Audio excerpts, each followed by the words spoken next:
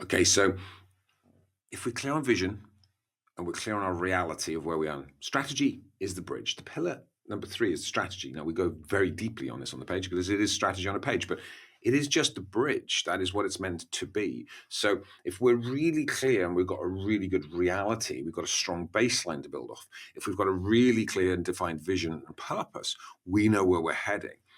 The strategic objectives should be the line between the two. It is the bridge. Otherwise, strategy is a fantasy, or you're busy fools. I walk into boardrooms a lot. I literally a few weeks ago, I went into a new potential tech play that I'm going to get involved in. And we looked along and went, okay, well, show me the strategy. What's going on? And they were all very excited. And they had 47 strategic priorities all mapped out. These were geeks, very techy, 112 projects. They had guiding all of their tasks, 6,742 tasks, linking up to I'm like, stop. And they were all excitable. It was like a little worker bee outfit, all buzzing around, very excitable and happy, getting absolutely fuck all done because they weren't aligned to anything. So stop it. Let's get clarity. So we need to get clear on strategy. First of all, we've got to know where we're going. Now we need to drive the foundational pillars that drive strategy: marketing, sales, operations, cash, talent, because a lot of businesses are myopic. They're going to be focused heavily on their strengths, on one or two, operationally biased, ignoring sales. Marketing, smashing it, ignoring the operational crisis that's coming on scale of marketing. So we need to balance the entire spectrum of strategy properly with precision in each.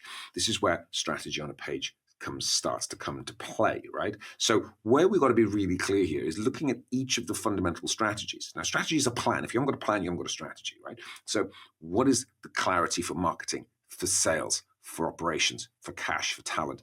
Are they aligned fully to the vision and the purpose of the organization?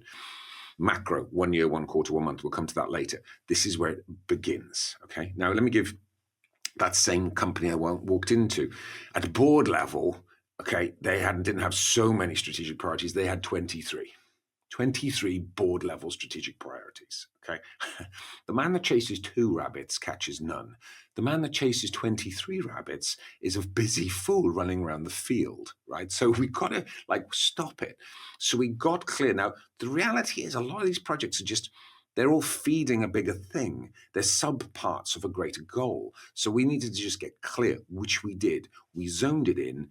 We got really crystal on what mattered, what was the true drivers strategically, and we focused on those.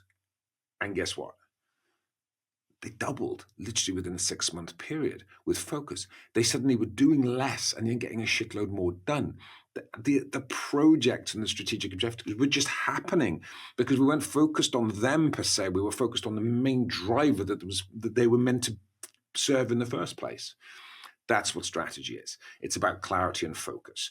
Now, we're going to go deeply in this in the future videos. So just keep watching. They've got a whole sequence here for you, and we're going to go deep. I'm going to take marketing, sales, operations, cash, talent, all apart.